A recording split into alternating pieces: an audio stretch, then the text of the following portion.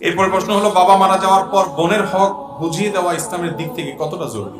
ইসলামের দৃষ্টিকোণ থেকে বাবা মৃত্যুর পর বোনের হক বুঝাই দেওয়া আবশ্যক, অত্যন্ত অতীব জরুরি একটি বিষয়। এটা ফরজ।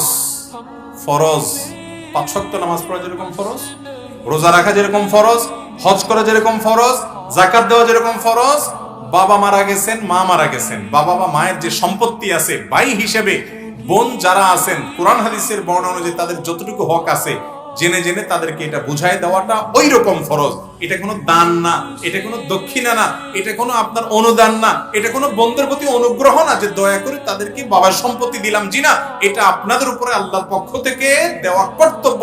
আল্লাহ কোরআনে বলেছেন ফরিদাতুম মিনাল্লাহ, এটা আল্লাহর পক্ষ থেকে নির্ধারণ, আল্লাহর ফরজ, এটার বরখেলাপ করা যাবে না।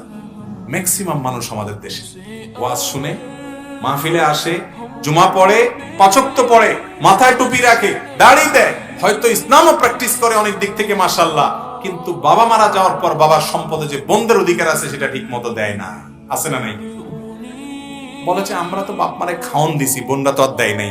খাওন দেওয়া তোমার উপরে ফরজ, তুমি বাপ মার ঘরে জন্ম নিয়েছো, সেটার জন্য তুমি যদি জমি কাটে রাখো তাহলে তুমি ছেলে হইলা কেন? তাহলে তো আরেকজনও দিতে পারে এরকম, ঠিক না ঠিক?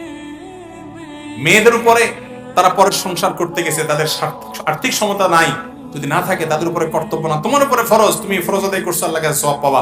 সেজন্য বাবার সম্পদ সব রেখে দিবা, বোনকে দিবা না, এটা গুনাহ হবে। বেশিরভাগ ভাইরা এই কাম করেন, বোনদের হক দেন না। শুনে রাখেন ভালো করে, এই ফরজ তরক করে গুনার জন্য কিয়ামতের ময়দানে দাঁড়াইতে হবে। দুনিয়াতে বোনরা কিছু বলবে না, হাসি মুখে থাকবে, বলবে ভাই অসুবিধা নাই, আখিরাতে ঠিকই ধরবে। কেউ কাউকে সেদিন ছাড়বে আল্লাহর ভয় থাকলে, কিয়ামতে দাঁড়ানোর ভয় থাকলে অবশ্যই বোনদের হক দিয়ে দেন।